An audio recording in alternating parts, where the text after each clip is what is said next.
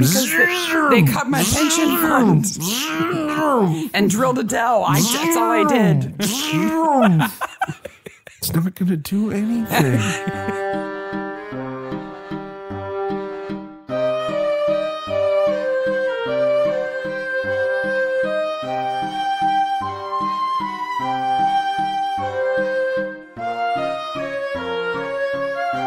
Hey, Maniacs. Hey, Maniacs.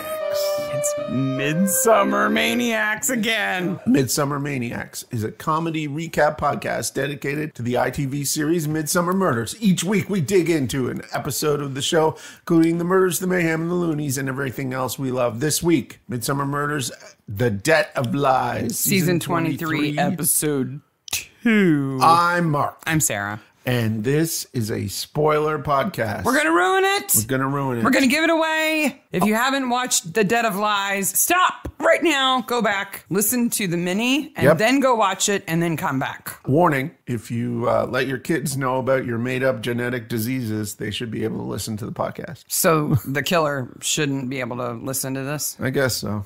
Because he couldn't handle it. Couldn't handle it, man. Wow. What a week. First week of the semester, and we are well into January. And I got to say, people are listening. People thought last week's episode was hilarious. Good. I did too. I think it was because we were so slap happy from the chaos we're surrounded by. Yes.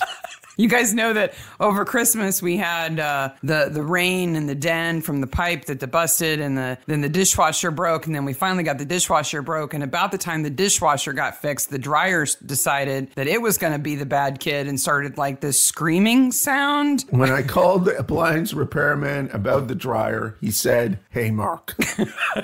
And so now we're surrounded by dirty laundry because we can't dry anything. But, you know, there's plenty of places that they don't even have dryers. No. Remember when we were in Finland? Oh. That the family that we stayed with, they didn't even have a dryer. So they just hang things up to dry. We could be doing that. This is also the the house of baby gates. Yes. So we're letting Olive explore more of the house. Yes, she's old enough now that we don't keep her sequestered to one very large room with a giant sectional couch and chair and TV and where we spend rug evenings. And like we spend a lot of time. We had a baby gate up to keep her in there so that if we weren't home, she was in there. And we decided, let's put up a few more gates so she can come out of that room and explore the kitchen when we're in there and the dining room. And so I spent half of a Sunday putting together 5 baby gates of various widths on stairways and doorways. We've done this before. Yes. Having 4 2-year-olds, we have done this before. Oh, yeah. But then Mark decided that since we had taken the gate away that stopped the dog from going in the laundry room, that we should put it back before the guy came to look at the dryer the first time. And this is amazing. How long did it take you to put it? Took me an hour to put it together because Olive wanted to help really bad. She must have knocked over the gate 24 times. Before you could get it secured. And it's really loud every time. And she runs away and then comes back. We also got, anybody who's ever put up a baby gate knows exactly what happened to you. They've experienced it. Yeah. They're the most fiddly things ever. We also got 2 that have a tiny door in them because we also have a cat. Yes. And we didn't want to trap the cat. We wanted her to be able to go I'm telling freely. You, we needed a PhD to figure all this out. Luckily, I have one. Yes. And that's why I'm the one who put them up, apparently, because we thought we bought gates that had doors small enough that Olive and her little fat butt could not fit through them. Oh, no. One of them, she clearly, just easily breezed right through when it was open. Yeah. No problem. The other one is a smaller door, and she had to wriggle. She had to wriggle. But she could get through it. So I took a piece of heavy cardboard and zip tied it to the gate so that it covers about 1/3 of the door, thinking that would stop her. But now, because of it, because the door's open, it's kind of created a slingshot situation where I've banged my knee on that gate like 3 or 4 times now because it's right outside our bedroom door. I've heard "damn gate" under your breath at least a dozen times. But the best... Oh, come on. I have to go through 3 gates to go to the bathroom. But the best part was the day after I put the cardboard in, Olive had not noticed the cardboard, and the cat went flying through the gate to get away from her. And Olive, in her confidence... Yes. She's very confident. Chased after her at full speed, thinking, I can make it right through that little door, but she couldn't. No. Her head and shoulders did, and then her fat little tummy got stuck. It was a Winnie the Pooh moment. Yeah, it was definitely Winnie the Pooh. And I didn't want to hurt her by just pulling her back. So I went around, because our stupid house has so many ways around. So I went around the library, through the office, to the bedroom, and went in to be in front of her at the gate. And she's just looking at me like, we're not going to talk about this. Nope. Get me out of here. Yep. And this never happened. This never happened. Do you understand? Like, I know things about you. Don't make me share them. I got her out. She didn't even make eye contact. She just turned around and walked away. Walked away. Never happened. We will not speak of this. What we will speak of is some of the cool stuff we have been watching this week. Yeah. So we finished The Rig, which took a turn that I wasn't expecting, but I it didn't was like fun. the ending. I thought it was fun. Yeah. I mean, it's not haha fun, but it was no. sci-fi. It's worth fun. watching, but I didn't like the ending. The best thing I think we watched this week was the Detectorists movie. Yes. Special. Which is, it's just lovely. Toby Jones and Mackenzie lovely. Cook. If you like the Detectorists at all, this is just more of everything. Everybody you love. is there. Yeah. Everybody. They brought everybody back. It's really, really good. It's fantastic. It has such subtlety to the humor and the understanding of male ego and it's funny. Emotions. It's touching. Yeah. It's really a show about men. I keep coming back to that, but it is a show about men and their relationships. And I think it has the best theme song of any show I've watched. It does. In recent memory. It does. If you watch it and you haven't noticed the theme song, really listen to it next time. And I'll tell really you, good. edge of your seat to the very last moment again. Again. We also watched the All Creatures Great and Small Christmas special with the wedding. Which was so good. And that was so cute. Everybody with guess what? An animal threatened. Had a crisis. And threatened the wedding going off as planned. What do you know? I know. Shock and awe. Shock and awe. We finished Cormoran Strike, which has been around for a while. On HBO. Well, we finished everything that's on HBO Max. Yeah. There's a season not on HBO Max yet. But I like it, and I just pretend not to know who wrote it. Yeah. The books that it's based on. We really like that actor. Yeah, I do. I do like him. But I think The Detectorist is probably the best thing we watched, period. Yeah. But the best mystery thing that we watched was the first episode of season 3 of Vienna Blood, which I think is the best episode of Vienna Blood. I like like good. Vienna Blood. Yeah, And it's on PBS. It's on PBS, and it is so it's Vienna in pre-World War I Vienna. Mm-hmm. So just after Freud. They've been kind of walking around Gustav Klimt a little bit, but this episode they're right in Klimt Town. Yeah, because it's about a fashion house where a woman is designing the exact kind of dresses that Klimt had his models wear, including one that she never takes off. She never changes in the entire She episode. wears the same dress for 4 days, 5 days. Yeah. It's okay. It doesn't have a corset, so, She sleeps in it. She wears it. I don't know. Yeah. But it was very good. Good characters, good secondary characters, and I think little laugh now and then. I think they've added a couple of characters who are really good too. Mm-hmm. Yep. So highly recommended. Absolutely. Are you ready for a Midsomer? Well, there's another couple of things to cover. January 14th, which is the day we're recording this, so this Saturday. It's actually a big day in Midsomer Maniacs history. Oh, it is? Yes, we reached our first 10,000 listens, 10,000 downloads. 2 years ago.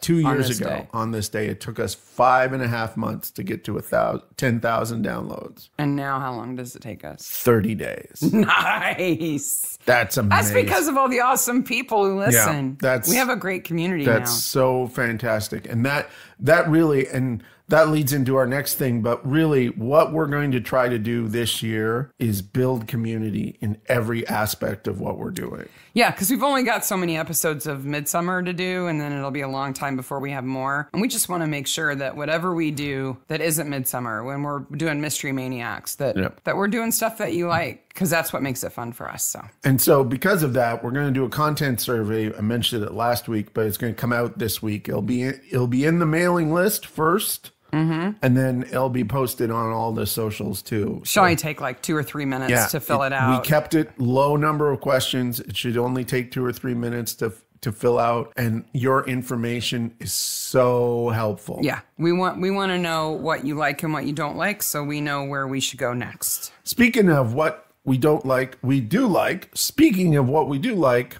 well, what I liked and what other people liked is I made a reel of all the pictures that we usually put in the show notes with little pithy sayings on them and threw it together as a reel for Instagram, YouTube, and Facebook. And people seem to like that. Cool. They were like, oh yeah. I spend a lot of time taking those screenshots. So I'd like more people to be able to see them. And show notes aren't always convenient.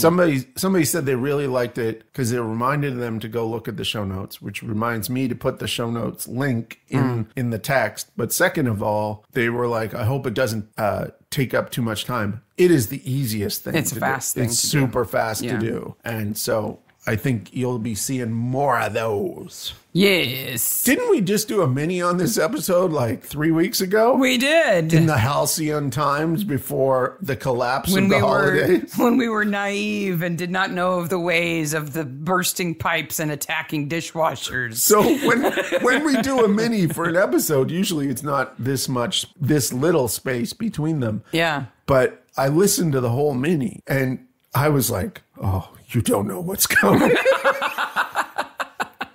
That was in the before times. It was like it is as weird as listening to the 3 weeks before the collapse of civilization from the pandemic. The pandemic, we are like, ha ha ha, we're going to do this and this and this and this and this. Isn't life fun? We had a whole bunch of stuff planned, and we had carefree. to cancel it all. Then life happens. That's what happens. So we did a mini on this thing, and we asked for 6 Watch Like a Maniac things. Yep. Those were the unexpected feature on the Chalice Court website. Yes. How does winter follow in Tom Barnaby's footsteps? What's weird and comes in 3 colors in the cop shop? How many years of prison time did the thieves get? The rhythm is going to get you. Rhythm is gonna get you. You've just given away the answer right there. Yep. How? And then we ask about that green pizza box. And everybody responded. Right away. They were like, it's a pizza oven. Yeah. And we're like, really? Yeah. And then people were like, here's a picture of me using the pizza oven. Yes. And we're like, wow, those are really cool. Yeah. Now we know. So originally aired on the 19th of December, 2022. Way back when. Way back, less than a month ago. Gil Wilkinson directed this, and it's written by Nick Hicks Beach. Turn on the garometer. I'm going to put this at knife on the garometer. Not for the first killing, but for the second one. Yeah. Because it's it's pretty shocking, the second one, when you get into it. Yes, it is. So, for the garometer, kniff. So we start day for night. Did you notice that? Whoa. Well, I think it's supposed to be an early evening start to the party. But it's like 2 in the afternoon. Yeah, it's like broad daylight. I actually looked at the shadows this time, and I was like, wow, they're... Did you notice the pretty brazier? Short. Yeah. The brazier is almost burning down the building. Yes. They have a brazier in front of this event. So the Barnabys are off to an event. It's a pyre on a stick. It is a bonfire on a stick. Yes. I was like, this this building's going to blow down. Don't get your hair anywhere near that thing. No. Certainly if you have any sort of hairspray in it. The retirement party is a great way to start the episode because it gives us an opportunity to meet everybody in one quick. Midsomer is notorious for having lots of characters that are, unique to that episode. So Sarah and John go to the retirement party for Elaine Bennett, and everybody's there. But if you're going to watch this episode like a maniac, you spend 40 minutes trying to figure out what the violoncello book is that he's reading from. You mean the man playing the cello? Yes, he's actually playing the cello. And he has a violoncello music book on his stand? Yes, Shock. and it's a Bach book. I looked everywhere for that book. Why? What does it matter? To find the book. I mean, it is what it is. It is what it says. If it was like, Windows XP instructions, I would understand you looking into it. I just wanted to see it. I just wanted to see if I could find it. And boy, I ended up down a rabbit hole. Okay. Yep. We find out that Elaine Bennett is unpleasant from like the first minute we meet her. Yes. And we find out that DCI Sebastian Cabot is awesome. Yes. He's a mentor of John's. He calls him Young Barnaby. Young Barnaby. Which I'm sure Tom would love to hear. Yeah. Because that makes him old Barnaby, right? That's not good. John doesn't even know her. No. He's only there to represent the station. Yeah. So I don't even know why they had to go. And she makes a note here about Hendon, which is the police college. Mm-hmm. So I did some research into women UK police officers. Yeah. So these are arresting officers. Because she's a detective chief superintendent. Like, she's way up there. So why it's important to say first arresting officer is because there were women in the police force very early on who were matrons. WPCs, too, who were women police constables. Yes. And they were given jobs like enforcing morality rules or like accompanying women who were arrested. They didn't really have any real police duties initially. So when do you think the first constable in the UK police? With arresting rights? With arresting rights. I would say 1958. 1915. Oh. Edith Smith. Pretty crazy lady. That's pretty early. She was super interesting. There's lots of plaques up about her in the UK and stuff like that. I think she was part of the suffrage movement, too. I think she was, in fact, part of the suffrage movement. The earliest chief superintendent was Elizabeth Bather in 1949 at the Metropolitan Police Services. Wow. Yeah. That's way earlier than I would have guessed. She's probably a super interesting woman also. Elizabeth Bather. Well, she's tough. I know that. Yeah. If you get to that kind of rank that early. Elaine is political, obviously. Yeah. She may have been very good at her job, but what everybody talks about is how she was on every committee. She led every initiative she could. She's a climber. Yeah. Right? So obviously, when you're a climber like that, you might step on some people on your way up. And this party's just full of people she stepped on. Well, Sebastian Cabot, he may be nice, but he talks out of both sides of his mouth about people. Yeah, but he's sort of charming. I guess. He's played by Tom Conti, who's been in everything. Yes. Including back in the 80s, he like starred in movies. Like he's on the poster. Yeah. Like the only person on the poster. Yeah. He was so big back then. And they immediately start talking about the Chalice Court retirement community where she's moving to. That's a big deal because apparently they initially didn't want her there. She's not moving there. She's moved there. She lives there. All her stuff is there. And they seem to been there for a while. She's quite settled in. Yeah.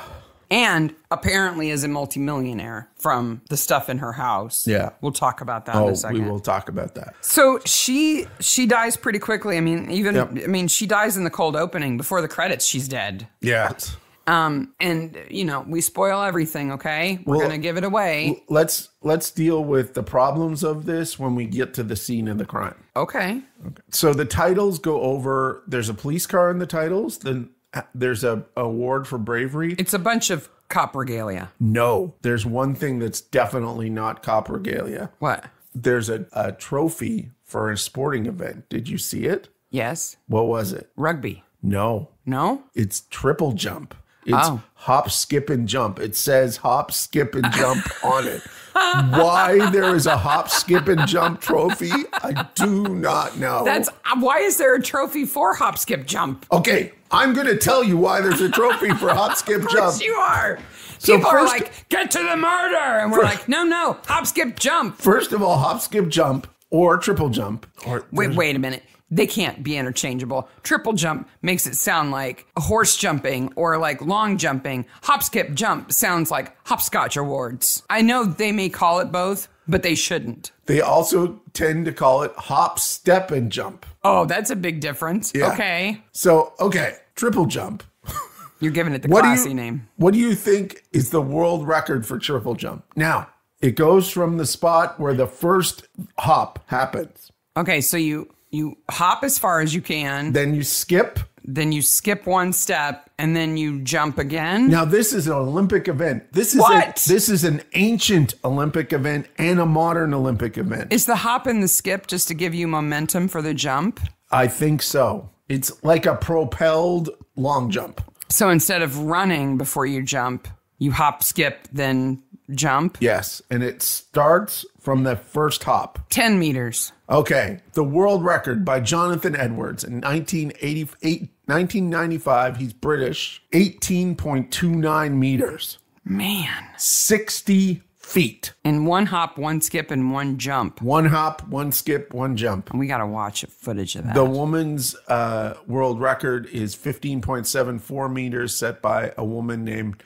Yulamar, which I think is a kind of cool first name, Rojas, who is from Venezuela. And she set it in 2022 at the World Indoor Games, I believe. I can take it a little bit more seriously if it's basically the long jump with a different lead up. Yes, but it's an Olympic event. That's more serious. Hop, skip, jump sounds like competitive hopscotch. Yes. This is why it takes me 3.5 hours to watch an episode. Now, can we talk about a dead body? So, scene of the crime. First of all, there's no braking shown. So, Elaine's car has gone into a tree at full speed, apparently. yes. And the airbag's gone off. Now, there's It looks like crack in the windshield. Yeah, it looks like her head hit the windshield, and then because she didn't have a seatbelt on. Yes. So she goes over the airbag, hits the windshield, and then comes back. Yeah, comes back down into the seat. Oh. But the brake line has been cut. Yeah. Now, what do you think about that? This makes no sense to me at all. Okay. There's a couple of reasons why it makes no sense. First of all, a modern car, and that's a modern car. Oh, yeah. It's a nice car. Won't even go anywhere. No. If your brake line is cut. No, you can't start a car without putting your foot on the brake first. You have to hold your foot on the brake and then you can start it. It's immediate. If that brake line is cut, your brakes don't work. Second of all, there would be a million warning lights going off. Even if it was an old car. Yeah.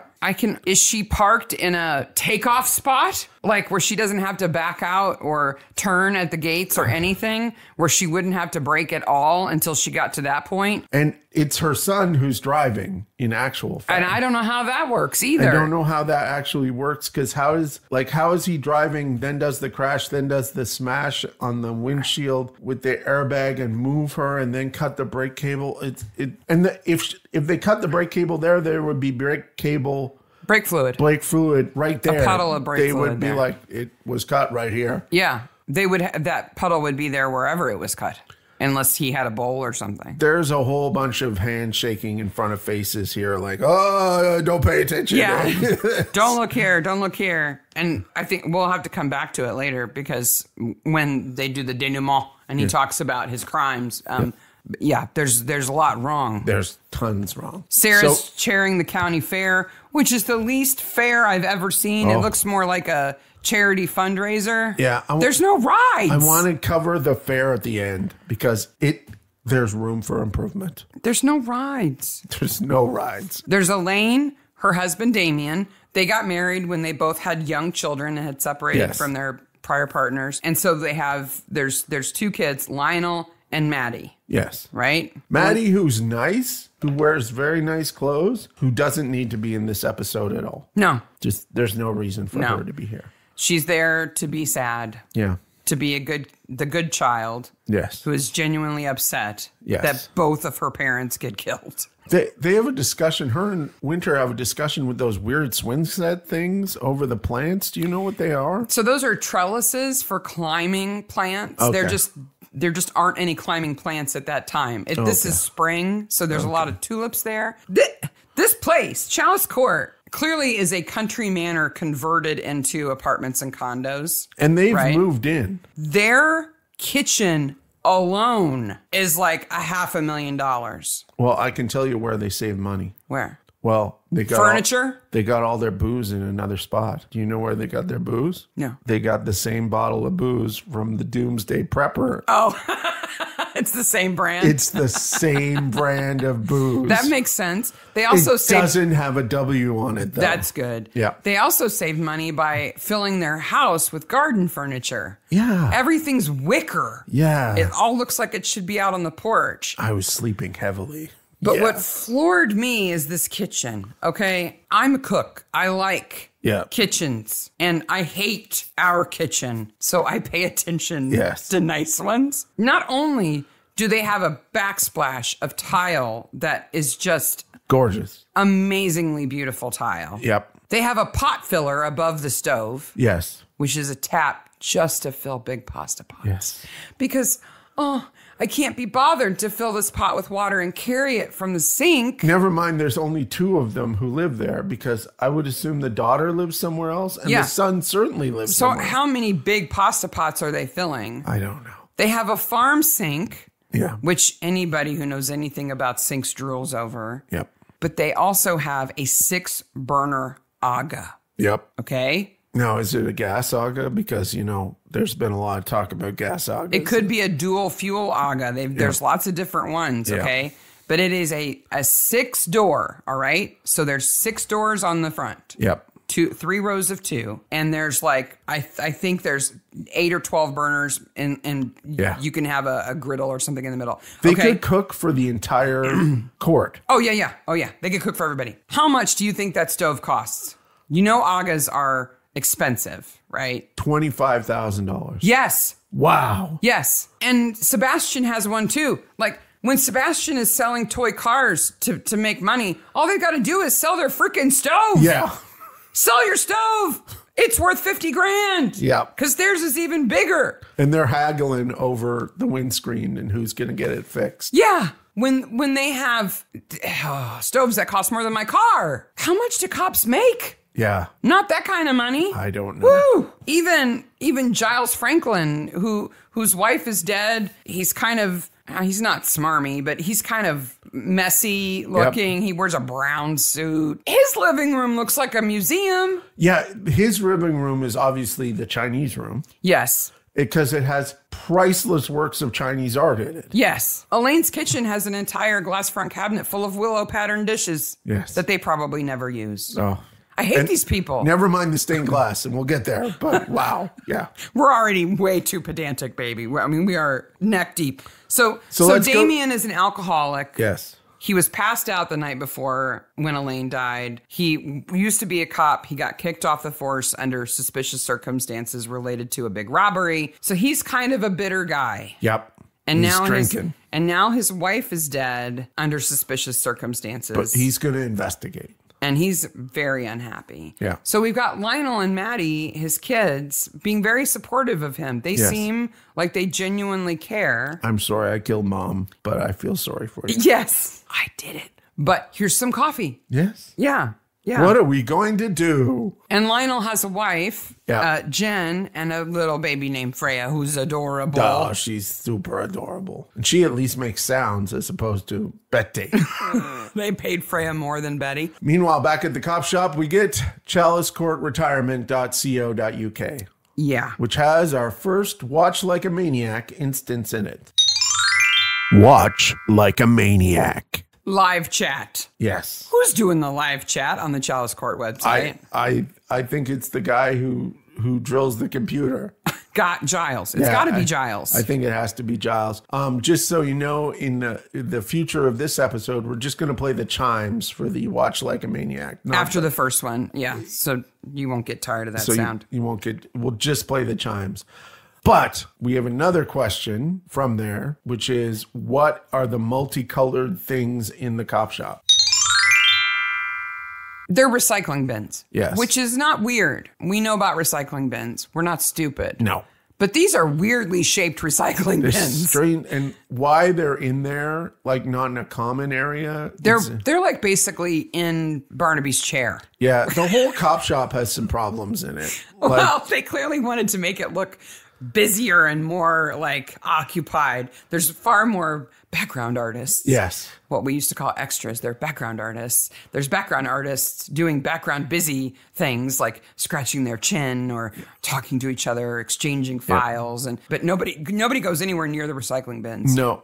They're kind of frightening. Barnaby has some weird stuff on his desk in this scene. He's got a calculator. Why does he have a calculator? Doesn't he have a phone? Never mind, he has a computer right there. Then he has a bunch of tabbed index cards in a little bin. Well, that's phone contacts. Maybe. I don't know anybody who keeps them that way. The two weirdest things is he clearly has a folded roadmap on top of his outbox. That makes him look like he's busy going places. When was the last time you touched a roadmap? 30 years ago? Yeah. And then on the desks in the background, there are windmills. Now, not windmills like Dutch windmills like modern windmills that are there to collect wind energy. Like the hot air of the office is being reclaimed as wind power? Is that what you're saying? They're about a foot high.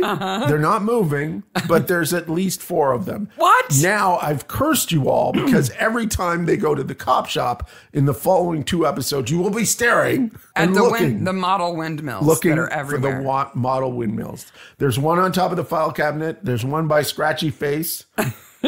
Chin rubber. Yep. Did somebody criticize Midsomer for not being green enough? I don't know, but they're like, look, recycling bins. They're right there, and we're even using wind energy in the office. That's not how it works. No. Winter, this is your shift to blow on the windmill. We got to power these computers somehow. Somehow we must power these computers. He's up there.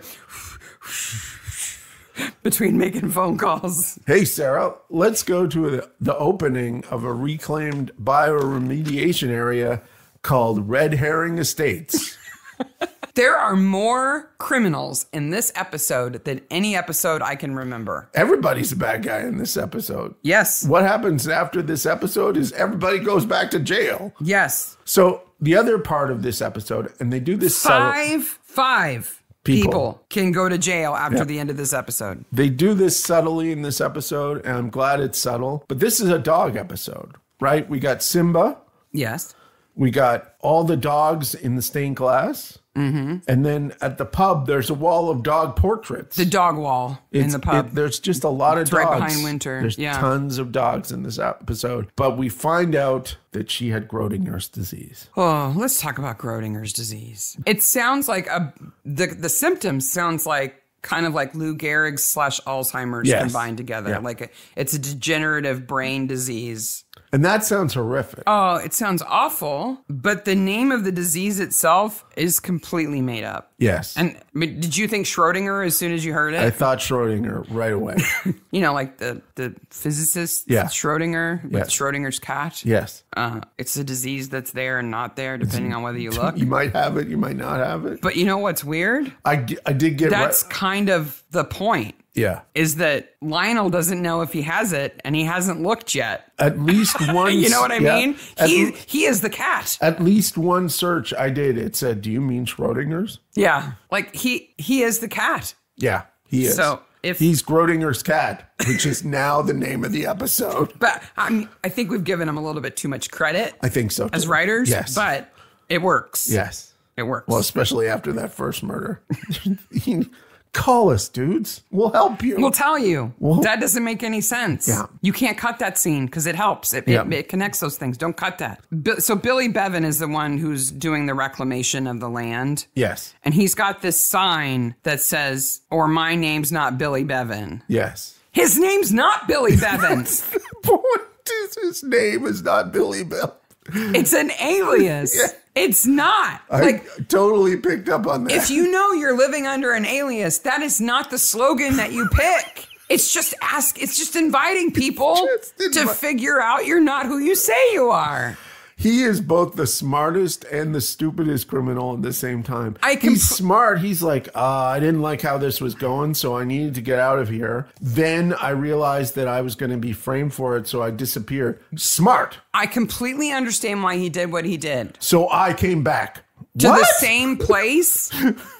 And put up a sign that said, if my name's not Billy Bell. It's not. It's Brian Hurst. So what's your point? So we go to the house of the... By the way, the bioremediation with chicken poop is a real thing. Yes. I assumed it was. I think it's super cool. But the only research source I could find for it was about researchers in China discovering that chicken manure could be used to clean up crude oil spills. Oh. Was only released like 5 years ago. So we go to the doctor's house whose husband has had the cerebral hemorrhage. Isn't it convenient that Ruth Cabot is a GP who just happens to live in Chalice Court? Well, she's the world-renowned expert on Gröedinger. Who can be everybody's doctor, but should be well-retired herself. I don't get that. Yes. She causes everything. She is the problem here. Because, first of all, privacy, not student privacy, patient privacy. She just tells everybody everything. She goes off yakety-yakking at the party. Boy, you must have been glad you had that test for that lethal genetic disease that your mom has. Now, granted, I think Elaine has told her that she has told Lionel. Maybe. But it's no place to discuss somebody's private medical concerns. A party is not where you do it. And if she hadn't done that, Lionel wouldn't have found out like he did and snapped. No, you're absolutely right. So it's all Ruth's fault. Speaking of $1 million homes. Has nothing to do with the fact that Lionel is extremely unhinged. Speaking of $1 million homes, there are 2, 4, 6, 8 incredibly gorgeous pieces of stained glass in this room. Again, this is a converted country pile. Yep. Their living room is, I think, what used to be the dining room of this home, right? So they have that beautiful nook with those stained glass windows where she can watch her husband totter around on his walker outside. Yes. And not be out there. Cerebral hemorrhage. Be out there in case he needs help. Yeah. And it gives them plenty of room for... the giant urn. Big urn. Whoa. I like big urns. On the dining room table. Wow, it's a big urn. What do you put in? Like, it's a dark reminder of where you're going to be in a few years is what it is. It's like, this is a retirement home. You're all old. How about a big urn? Let's put it on the table. The images include boars and... foxes. They're hunting scenes. They're either dogs chasing animals or the animals that are being chased. Yeah, they're beautiful. They're absolutely really gorgeous. Pretty. But what I like about them is the sun hits them. Unlike the ones in our house that are nowhere near as cool as those. In our house or the stained glass in the other house where it's interior. Yeah. Oh, okay. So that's still at Chalice Court. So both the Cabots and the Bennetts have stained glass, but for the Bennetts, it's inside. It's between rooms. Which is missing the point of stained glass. Like it does in our house. Yes. Please don't think that we have beautiful stained glass in our house, like these hunting scenes. No. No. It's very 90s cut glass, frosted crapola that is between rooms, not facing outside.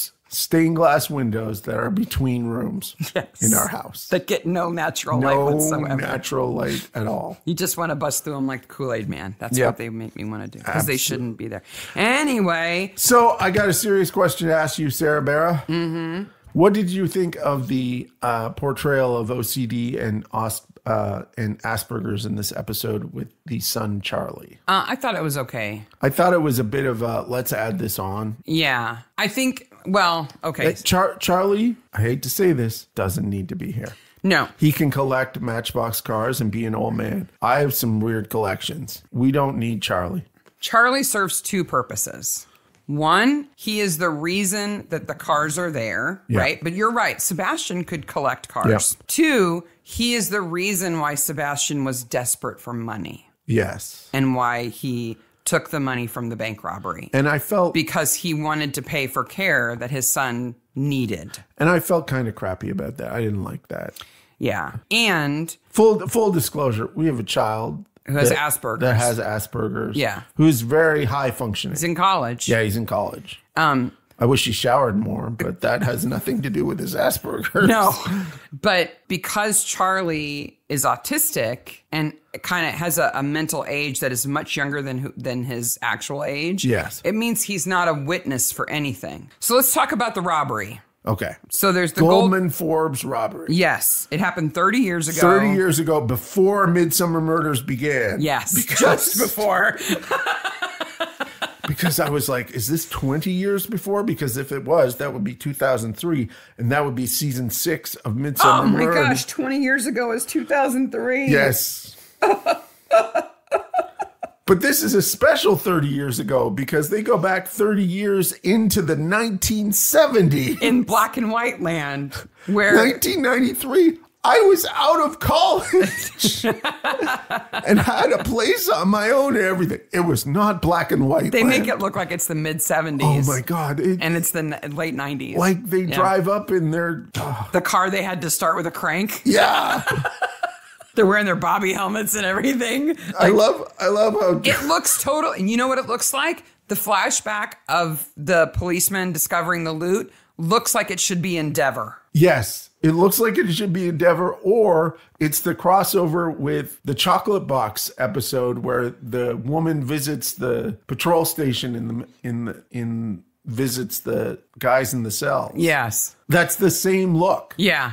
Except that wasn't even black and white. Yeah. Oh, boy. Winters has the best joke here. Maybe the best joke of the season. They stole a train. Yeah, because Barnaby says, do you know about the great train robbery? He says he totally knows they did. He's totally screwing with Barnaby. And then he says he was 4. Yeah. That was awesome. I love that they hid the money in Badger's Drift. Yes. Because that's where all the bad things happen. Yep. You know, this creepy barn was in Badger's Drift. Of course it was. I'm like... How could the Rainbirds not notice that happen? The Rainbirds would have totally saw those thieves. They would have totally stole that money. Like Dennis driving up in the car and everything. That's where he got the money. He would have had the hearse. He would have had the hearse. He would have backed it up. He would have put all the money in the back and put it in a casket and driven away. That would be a good story. And suddenly this Dennis mother and son Ferrari, showed up and left club sandwiches. They don't make enough money to afford that house with their little Erie. Yeah, they totally were in on the Goldman Forbes job. Okay, so I have a question, Sarah. And Bennett, Damian Bennett, gets run out of the police under a rumor that he embezzled some of the found money, that he took it. But it was really Cabot. But it was really Sebastian Cabot. Okay, Sarah, you walk into a room full of money in bags. They did a crap job of hiding the money. They say it's in an outhouse where all the American people go. That's a toilet. It's a toilet. It's an outbuilding. It's an outbuilding, right? You walk into a room full of money. Okay, you're a cop. You know you can get away with it. How much are you taking? Not 300,000. No, I'm taking a handful. I'll take my wife out for a nice meal. 4 stacks. Maybe. And then 4 banded stacks. Enough that I could take it to a bank and put it in the bank. Yes. And not be weird. Like no more than I could fit in my inside pockets of my jacket. Yeah. And any thought and of I'm not sorry. doing it? Yes, I would do that. Oh, I would so do it too. Everybody would do it. No one on earth would. There were millions of dollars there. Yes. And plus, it was 1993. Wild and crazy black and white times. Yeah. Yakety sax is playing everywhere. And people just stealing money. Well, you know, Kylie Minogue jokes and all sorts of things. Is she still alive? Yes, of course she is. Kylie Minogue is still alive. But they talk about her like she's the big bopper. Like, oh, you know, way back then. Wow. And there's that wall of dog pictures in the pub, which I just don't understand. Yes. I guess it's a hunting pub. Those are all hunting dogs, Maybe. I guess. So we find out that Charlie broke Elaine's windshield. Yes. Because he was angry, justifiably so, I think. So Cabot paid to have it fixed. Yes. And then Elaine used that for blackmail? Yeah. To get into Chalice Court? Because Charlie was already on caution. Oh, okay. Still, I don't care. Still, no. I didn't like how that wouldn't work. it's kind of flippantly understood that autistic people are violent at the drop of a hat, which is definitely not the case. I think in every autistic Sebastian Cabot has plenty of connections in the police. Yeah. I think if they had come around because she turned him in about it, Sebastian would have said, we're paying for it. Yeah.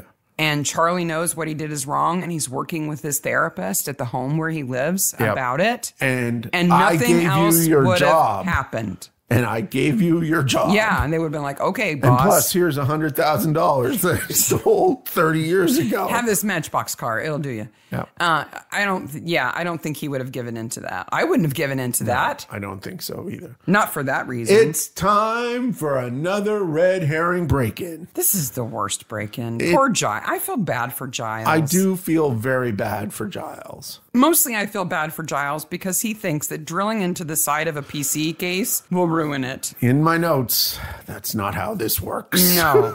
He would have to take the hard drive out and drill holes in the hard drive specifically. All he's doing is stopping the... He's just aerating the case. Yeah, like... with his non-chuckless drill. All the dust would come out of it. Like, that's what it is. I haven't had a chucked drill in 20 years. Yeah, but so... Not since the Goldman Forbes days have I had a drill that needed a chuck key. Not since the Goldman Forbes days. You know, black and white drills back then. So the chuck key or tool is to tighten the clamp, but it's all done within the chuck now. Think of a chuck key without thinking of Chucky. Chucky. And thinking that you just have to use an angry little doll to tighten your drill. You know, like, come here, I'll tighten your drill. Exactly. I got a Chucky because I'm broken. Yes, but there's more important things that come after that, which is the return of a place. Yes, this is where Winter follows in Tom Barnaby's footsteps because he goes to... the Research Dungeon. Yes. Last scene, episode 29, The Green Man, season 7, episode 1. This is where Research Dungeon. Not to keep paper. Yes. In a dark, no doubt damp place. Yeah. Why is this where they keep their old files? Sarah, how long did I watch this scene? Many times. Almost an hour, I would say. Oh, you're broken. Because I was trying desperately to see what was written on the other boxes. You're such a nerd. And then Winters sits down at the Research Dungeon table and goes to look at certain things, and they go fast past the camera. So I had to look at everything until we get to the sign-out sheet. So did you look at the sign-out sheet? No, not closely. I know Elaine's name's on it somewhere. Elaine's name is on the last. I know it doesn't make any sense because he's not signing anything to look at those files. She had to sign that, take them out of the building, I guess. On the day before she was to retire. No, you So how did she return them then? You should not be allowed near files, especially files in the Research Dungeon. Yeah. I'm out of here. I'm just going to borrow all this paperwork. It's 30 years ago in Goldman Sachs time before computers. Goldman Forbes. We had computers in 1993. They weren't very good. I was working in computers but they weren't in very 1993. Good. Now, there was still a lot of paperwork then. Barnaby doesn't know how to use email. I mean, come on. Okay. Speaking of, top name on the sign-out sheet. You didn't see who it was? No. PC, Tom Jones. Tom Jones. It's unusual. What's new, Pussycat? Yep. He's busy because he also sends Winter an email later. He's the one who sends Winter the email about the pension review board that cuts Giles's pension. But wait, it gets better because he signs it out in 2003. 20-year veteran. Yeah. PC Tom Jones. Okay, why is he still a PC? I don't know. Because he's off doing singing. He's off on tour all the time. He's on tour all the time. He's getting underwear thrown at him. PC Tom Jones is the secret hero of this episode. Yeah. Because not only does he provide... He's clearly looking at cold cases when nobody else is. Clearly looking at cold cases in 2003. Why is he... It's the 10-year anniversary. Yeah. I guess he's like looking for clues. Out. And then he provides a key piece of evidence to another red herring. Yeah. For about the Winter. pension review. Yep. As soon as I saw his name in the email, I was like... Tom Jones! Tom Jones, 20-year veteran. Tom Jones. Never promoted. Never promoted. Poor guy. He just can't put in the time. He's so busy. There's some woman in England going, I can't believe they found that. Somebody who does set dressing. Yep. Yeah. Yep. So Damien takes off because he's going somewhere else to do research. He's going to his shipping container incident room. My own private Idaho shipping container incident room. Yeah. Why does he have a burlap curtain in the middle? I don't know why. Why does he have it at the beginning? Why does he have it in the middle? And why is there a cobra, a panther, and MSN? I understand the one at the door. So when he opens the door, it doesn't immediately reveal to anybody who might be standing around what's in there. Yeah. I get that. But I would think he'd have to part those curtains to get any kind of light in there when he's working on his investigation. They find him tied up with red yarn. That wouldn't work. No, with money stuck in his mouth. That wouldn't work. Well, the 50-pound note would stay in his mouth. Yeah. But that 50-pound note is beautiful. I looked at it. It's the Alan Turing. It's the Alan Turing note. 50-pound note, which they should have done 50 years ago. But it's a beautiful... Like it has all sorts of interesting art on it, as well as sort of currency security stuff that's super interesting. So money's usually pretty to look at. Yeah, and all kinds of money. I thought it was interesting. I like money. The 50. Do you know where the origin of the Red Yarn Crime Board comes from? No, please tell me. Everybody loves the Red Yarn Crime Board. Yes. First of all, why does it have to be red? I don't know, but I have done at least one meme of me trying to figure something out for this podcast with a picture of the yarn board. I was unable to find the origin, like the first instance of the Red Yarn Crime Board. Yes. But I was able to find a few things that are very interesting, some sources of people who are far more obsessed with crime boards than anyone I know. Okay. Including a Tumblr that I would encourage everyone to look at. Yes. Called crazywalls.tumblr.com. Okay. It's run by a guy named Phil Gifford. I'll put that in the show notes. And he is the original in terms of he started archiving screenshots of murder boards in shows. CSI must be it's prominent. all over the place. But lots of different kinds. Yep. Then this guy named Sean Gilmore kind of picked up the reins and has this column on a website called Vault of Culture. Yes. .com. He calls them narrative string theory. And easily has 50. Nice. Where he has multiple screenshots of either from a movie or a show, but he's even got them from like comic books and cartoons. And I think the meme one is from Always Sunny in Philadelphia. Yeah, that one's on there too. Yeah. But just a ton of different ones and talks about like how they're the same and how they're different. But the pinnacle, if you're hardcore, yes, there's a book. Oh. That's called Serial Pinboarding in Contemporary Television. Why do we not own this book? Well, it's coming from the library. It will be delivered to my office this week at some point. Because that's how fortunate I am that the library delivers books directly to my desk. Yep. I do have to tell you, folks, that like we do have books that are like we have a book that's exclusively paper products used in movies and television. Yes, because we're nerds. Nerds. But I looked at the table of contents of this book, and there are like whole chapters on thumbtacks. Oh, this book is going to be fantastic. We have to do a little reel about this book. I think it came out of a dissertation. Yeah, sounds like it. Right? Yeah. And it's not the only one. It's the only one that's been published as a book so far, but I found at least 5 more dissertations from different disciplines talking only about murder board. So the person who wrote this book, Yes. first of all, if they knew we were talking about this book on their podcast, they would be overjoyed. Yes. And if you're interested in having them as a guest, let us know because we'll get them on. Yes. Because this is not the first incident trailer we'll have seen. The book is incredible. The little bit of it I was able to read online. Oh. I'm like, I cannot wait to see there's a whole chapter on Castle. Oh. The TV show Castle and the incident boards in Castle. I can't wait to see it. I cannot wait to see it. It's like a labor of love that I cannot wrap my brain around. Speaking of obscure 1980s movie references, Kiss of a Spider Woman. Yeah, Fleur mentions that because of the way Damien is up on the wall.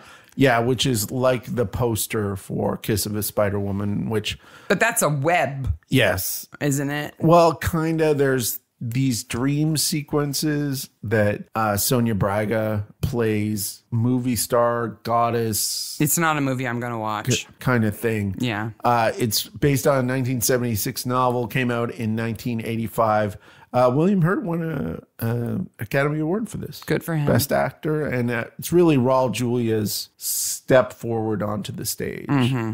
It's a very harrowing, but like it's for a movie about Argentinian prisons, it has a happy ending-ish. It has a misleading title then. So yeah. It makes it sound like a horror movie. I thought it was a horror movie when I was... Is that why you watched it? I was in 16, but I quickly realized that it wasn't. But we were really into movies then, so we went to see it at probably the Rep Theater that we went to. Also in the background, we have a lot of paper that's repeated, but one paper in particular,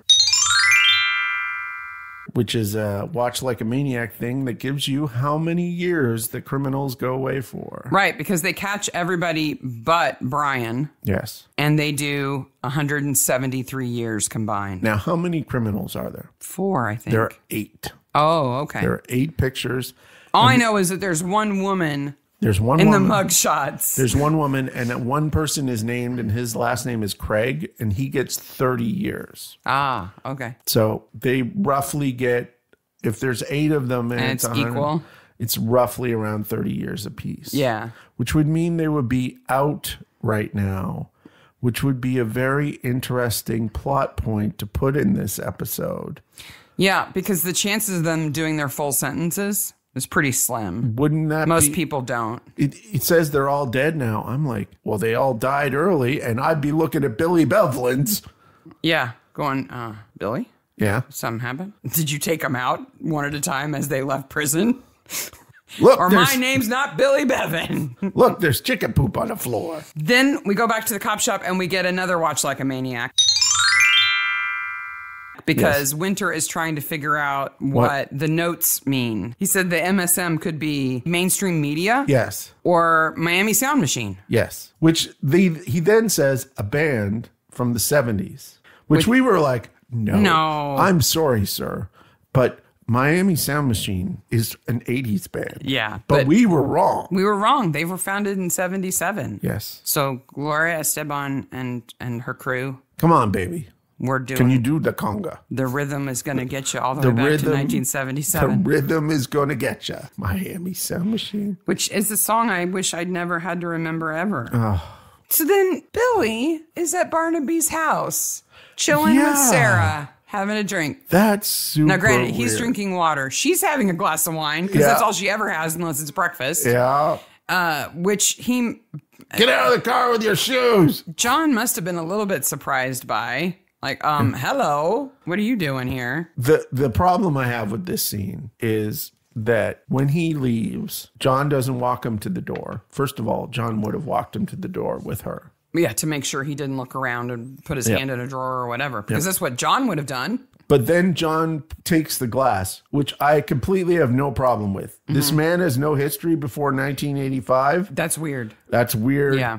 Get his fingerprints. Yeah. Absolutely have no problem with this. What I have a problem with is Sarah not coming in and going, you got his fingerprints, right? She should have been like totally aware he was doing that because she knows him. She's been married to this man for... No, he pretends he's not doing it. Yeah. And blows his nose on the handkerchief. And she knows. I think he covers it up because it would be easy for her to misinterpret why he's suspicious. I guess. This guy has come to graciously offer a plot of land for the county fair because she's lost the farm that was supposed to host it, and that's putting her under a lot of stress. And he doesn't want to knock that because Billy's doing something very nice. Even if he is suspicious of him, he's solving a problem. Yeah. So you don't want to badmouth him to Sarah. I guess. Because she's under enough stress as it is. I think that's why he hides it. Maybe I'm giving him too much credit. That's why I think he hides it. This is the point where Tom says, I was at the groundbreaking yesterday. And I'm like, what? That was just yesterday? That was 40 minutes ago in the episode. So wait a minute. So Elaine dies. Her car crashes in the morning. Yep. The day after the retirement party. Yep. The groundbreaking is the same day? Yes. So her kids pull themselves together and go to the groundbreaking the few hours after they found out their mom is dead? Yes. Oh, that's too soon. Then everything, including the fake robbery, happens. On the same day? The day before, that night. He goes, I was at the groundbreaking yesterday. I'm like, that's a bad line. It had to have been. All he needed to say was, I was at the groundbreaking. Yeah. The yesterday screws up that line. They move some scenes around and they miss that word. Yeah, I agree.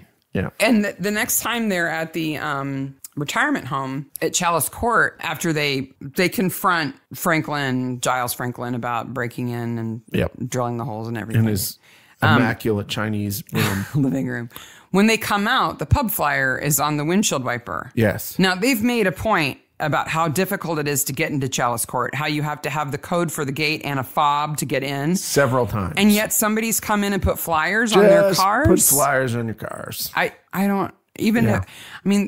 there's been a crime there, so there's police going in and out, so I can imagine that the gate is open, but I can't imagine a flyer person going, I'm going to go in there and put flyers on 3 cars. No.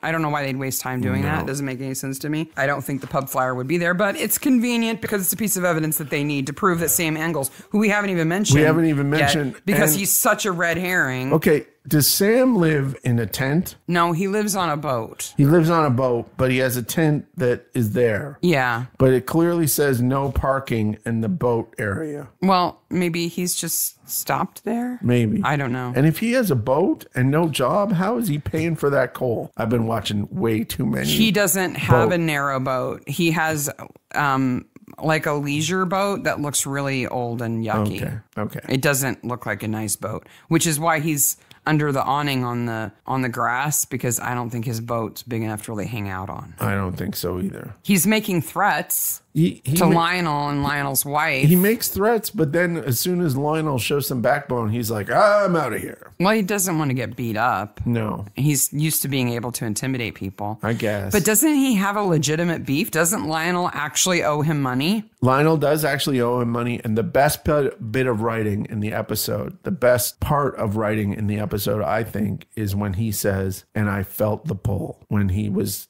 down on his luck. Oh, yeah. And he was thinking about robbing places. Yeah. That is honest writing. Like, that's really good If you're a recovering criminal. And I thought it was really good acting. Doesn't want to reoffend. I think he's wasted in this episode. Yeah. He's a good actor. When he confronts Jen when she's carrying Freya. Yeah. And he sort of just comes closer to her and he's smiling. I was scared. Yeah. The first time I watched it. Like, oh, he's going to hurt her. When the son intimidates him, he looks scared too. When Lionel slams him up against a wall. Yeah.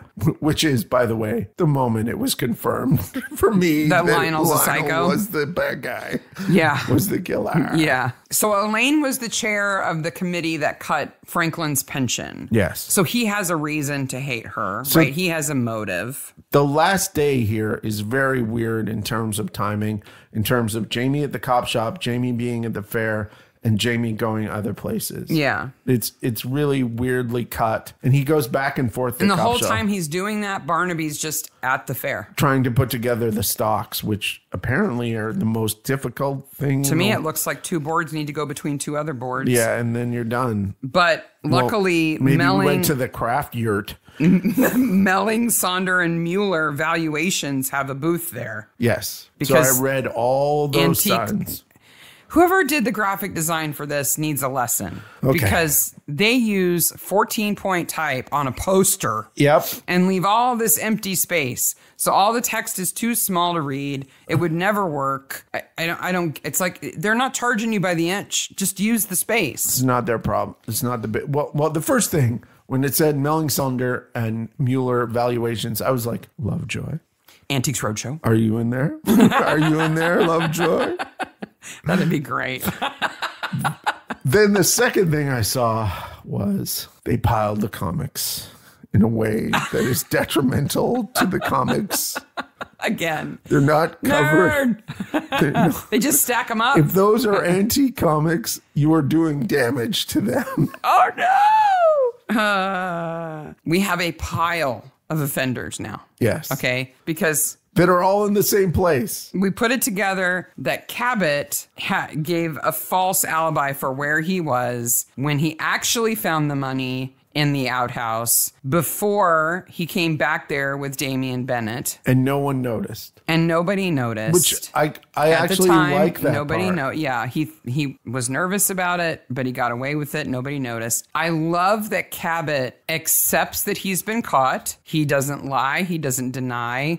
And he gives Barnaby and Winter credit And he says, for being good detectives. He says, I knew you were going to get it. Yeah. And he's kind of proud of them, unfortunately, because it's him that they've caught. Yeah. Right? So we've got Cabot, who stole 300 grand. Yeah. Let Damian have this horrible rumor about him that pushed him out of the police and turned him into an alcoholic and everything else. By the way, do you think he's going to the pokey for that? Who? It's 30 years. Sebastian? Yeah. I don't know what the statute of limitations is.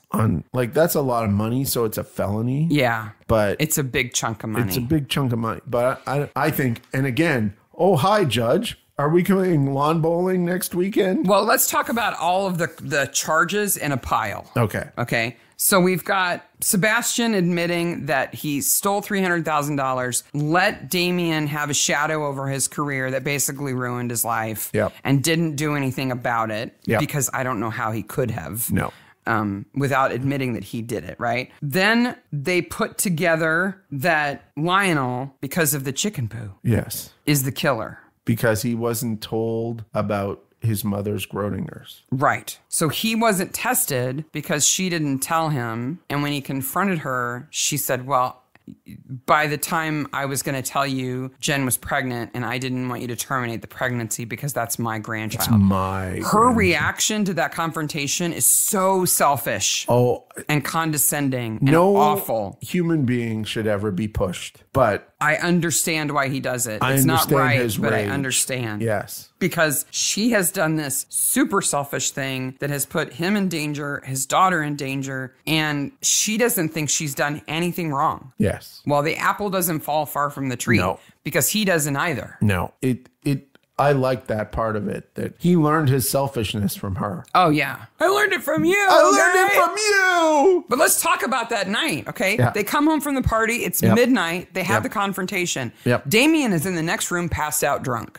So he's there. He's drinking the prepper booze. Yes, he's drinking prepper booze in the next room, passed out. He's there the whole time. Lionel shoves his mom. She falls, hits her head, and dies. On some multi-million-dollar piece of furniture. Yes.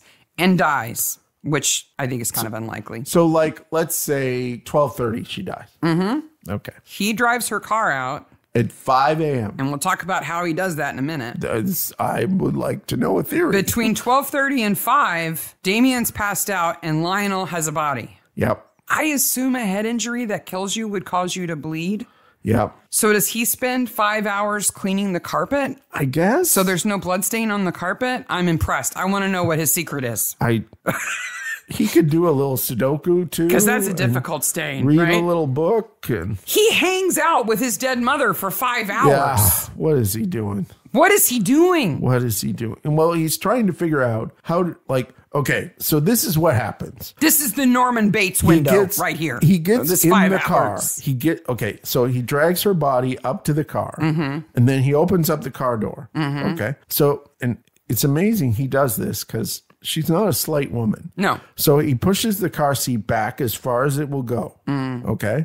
So now he gets into the car. Okay. Now he reaches outside of the car and pulls her body on top of him. Oh, you think she rides in his lap? Yes. Oh, okay. So okay. he's the lap That makes rider. sense. So that means that he doesn't have to dive out of the car. He uses her as an airbag. So okay. So and just because he's so crazy, that's why she has no seatbelt on, because he has the seatbelt on. No, because it can't go around both of them. It can't go around both of them. It can only go around him. So he has the seatbelt on. Yeah. He's got or mom neither in of his them do lap. because he has her wedged between him and the steering wheel. Yep. Then he drives down the road. Yes. Okay.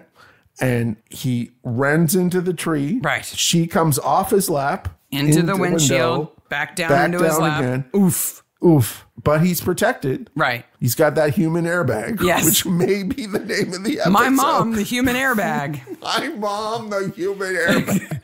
Then he has to slide out from underneath her. Yeah, slides it. Cut the brake line. Capture the brake All fluid. the brake fluid. In a jar? In a jar, maybe? A hooch bottle? Maybe. Maybe that's what he gives to Damien later. Here's some brake fluid. Then he goes home. Now, his wife, who has a baby, has been home alone all night. Home alone all night. Yeah. He's the worst I'm the best father ever. Yeah. He goes home and then he gets ready for the opening of the housing thing. No, he goes home and waits for the call that they found her dead to come back to the house to comfort Maddie and Damien. Yeah, that's right. And then he goes to polish their pot filler or whatever. Yeah. And ogle their aga. No, he has one too. Yes. He has one too. Oh, I know. There's a lot of money in gardening. I'm Didn't a little you know that? jealous of the stoves in this episode. What does he do for 5 hours with a dead body? He's figuring out how to drive. I wonder if he put her hands on the wheel too and held her hands. And then it was like a marionette puppet driving thing. Maybe he sat in the, he's tall. Maybe he sat in the back seat and put his arms around her. But he couldn't reach the pedals. And if he's under her. All he has to do is wedge your foot on the gas because they're just going. No, I think the way he did it was he put mom in his lap. He could have sat in the passenger side and driven from over there. It'd be more difficult. And he's certainly less funny. He certainly couldn't put her in the back, drive the car, crash the car, get out, put her in the front seat, and make it look like she'd been there the whole time. No. That wouldn't work. No. He couldn't dive out and the car keep going. That wouldn't work. I think your theory is the only way it would work. I think he had to have dead mom in his lap. My mother, the human airbag. We're dark. I think that's. I think you're right. I can't make that the title because it gives it away. It's too spoilery. But I think that's the only way he could have done it. Then when he kills Damien, he hits him in the head with a hammer. Wham! Wham! That is so violent. He is now suddenly super violent guy. Like the first would not have killed him. No. It probably wouldn't knock him out. No. But it would punch a hole in his skull. Oh, he becomes a serial killer. And then he hits him 2 more times. And then displays the body. He's good at heaving dead bodies now. He has a thing for displaying dead bodies. Mm-hmm. Oh, but he's a good dad. And it's all their fault because they didn't tell him. I have a 50% chance of this disease, and so does my child. That's not how genetics work. No. So not only does he play... It's like I exist in the show. Yeah. And in the middle of these incredibly dramatic scenes, I run in and go, that's not how genetics work. And they cut you from the final edit because you ruin everything. Yes, that is a computer language, but... No, it doesn't happen that way. You're just not a very good background artist, honey. That live chat thing. Oh my God, we would be the worst people on the set ever. They'd be like, okay, you've won this prize. Your job is to stand in the back, bustle around, make photocopies. Yeah. And we keep turning around going, that's not how it works.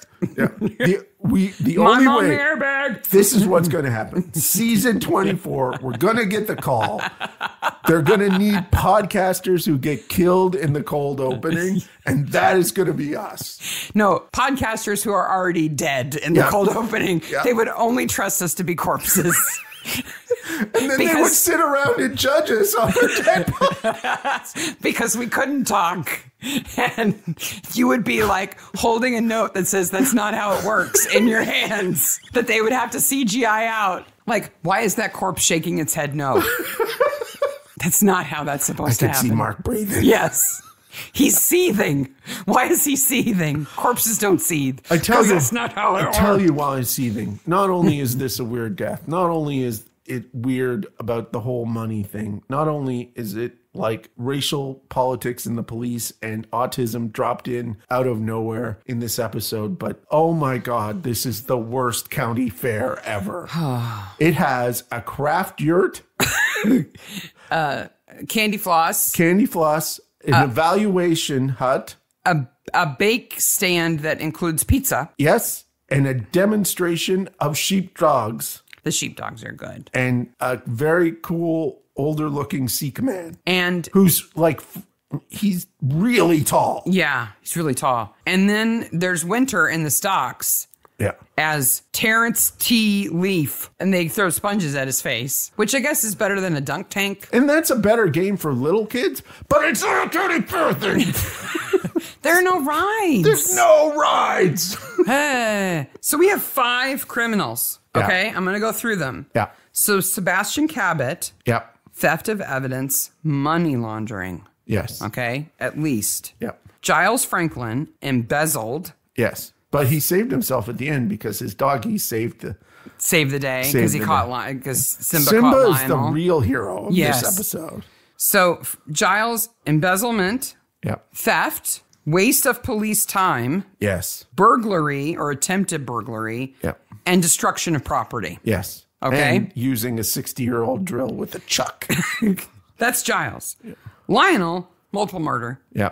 Sam, threats and blackmail. Yep. And then Billy, living under an assumed name. I'm sure he's done all kinds of illegal stuff, signing things in a name that's not his. Yep. Evading police. I'm going to say the doctor also An accessory to robbery. The doctor's also going to maybe get put up for revealing information. She'll just retire. Yeah. She's like, you can't take my license. I retire. Yeah. But she's in trouble too. Everybody is in trouble. Yeah. I mean, Maddie. Yeah. Maddie's okay. Maddie, and it's sad. Maddie, the killer's wife, because I don't know her name. Jenny, and the baby are really Freya. Are really the 3 that are okay. Yeah. And they can't even live at Chalice Court because they're not cops. They're not retired. allowed. They can just sell everything. Who's and living roll at around Chalice in money. Court now? Well, I don't think Giles is going to go away for a long time.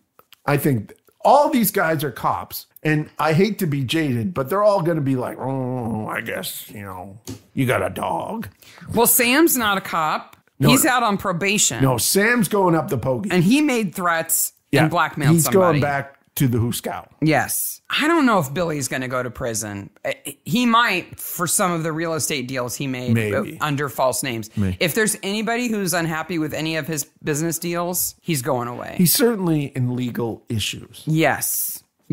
Lionel's definitely going away. Sebastian, I'm not sure because it's been a long time. Yeah. But it was a big amount of money and he was a police officer when he did it. And it's all mixed up in this. He's lucky that Damien's dead because if Damien wasn't dead, Sebastian would be. Yeah. For allowing him to take that rap. Yeah. The suspicion of stealing the money for all those years.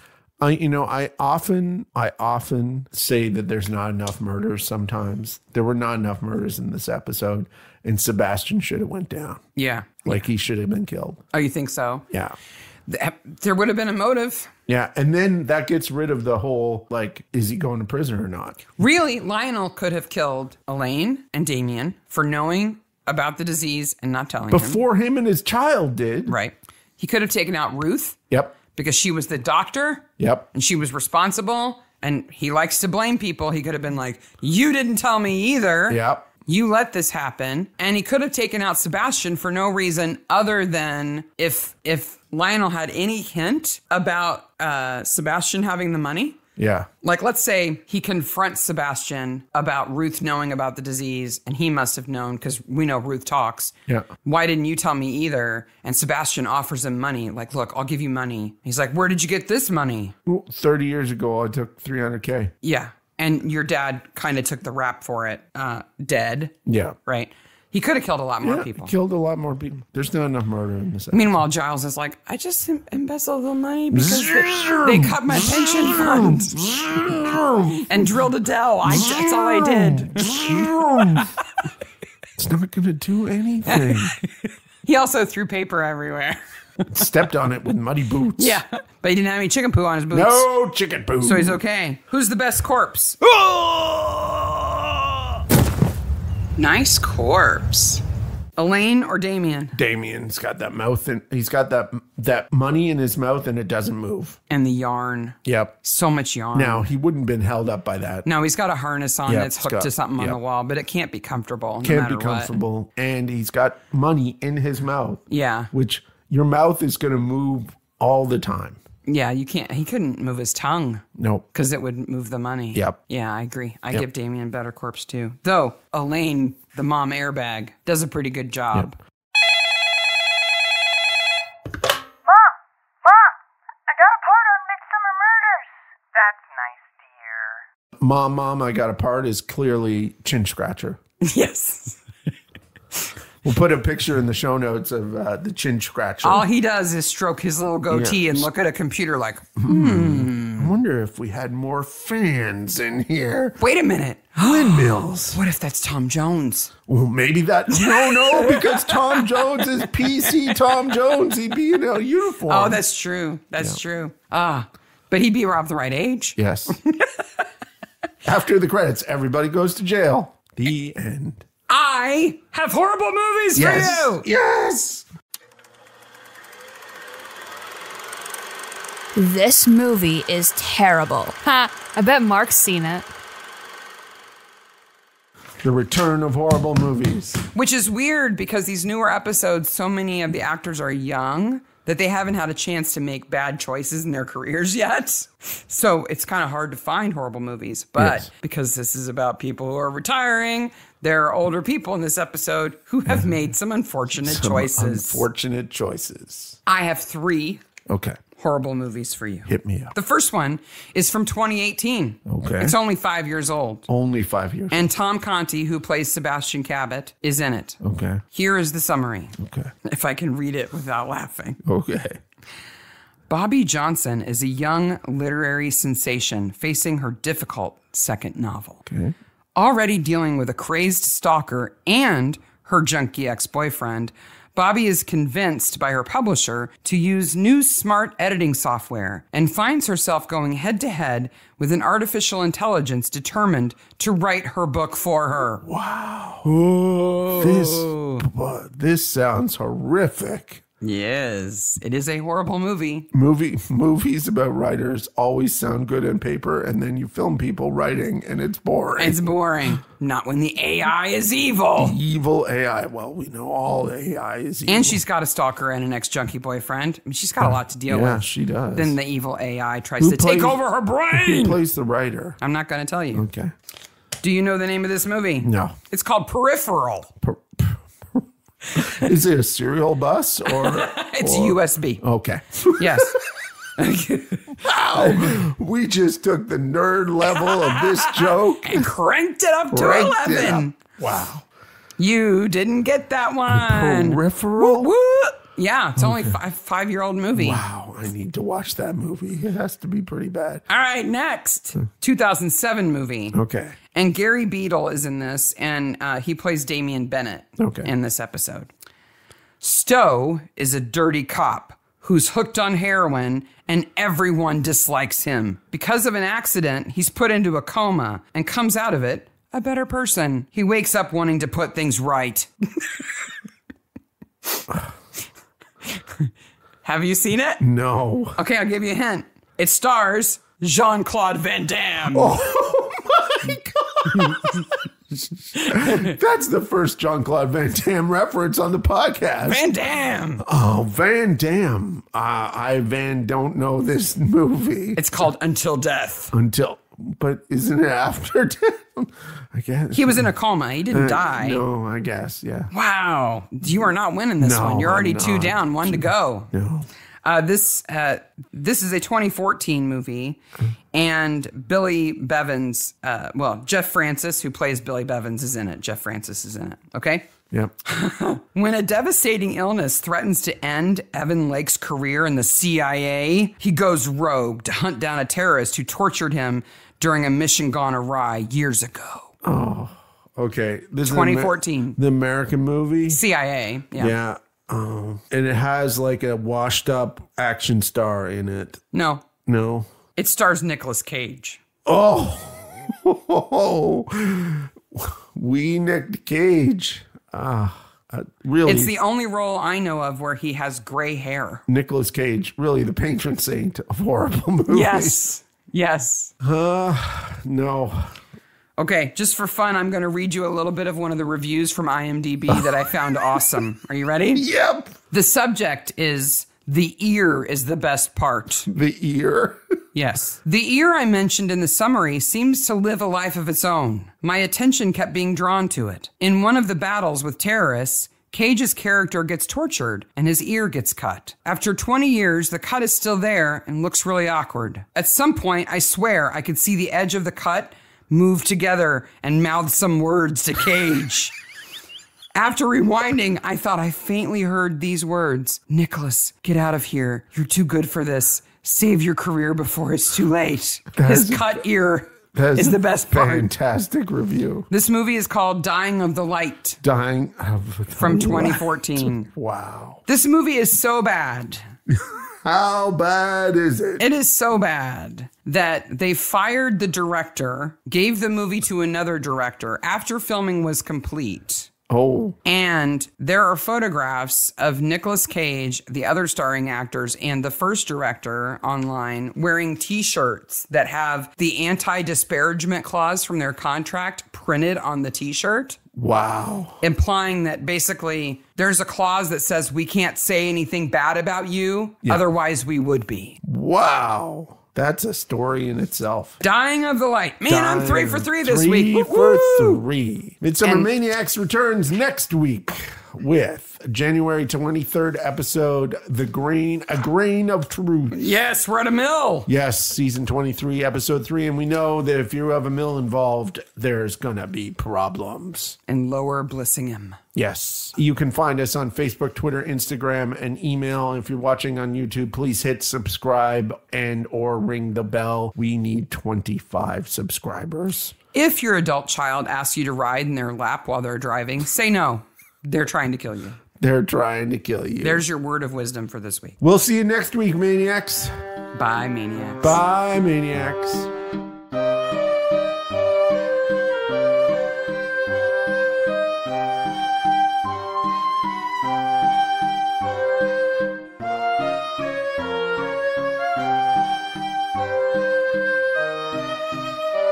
I immediately thought Microsoft Network. It's Microsoft Network. But it's MSM, not MSN. Oh, that's true. Machine. Well, let's just skip that completely.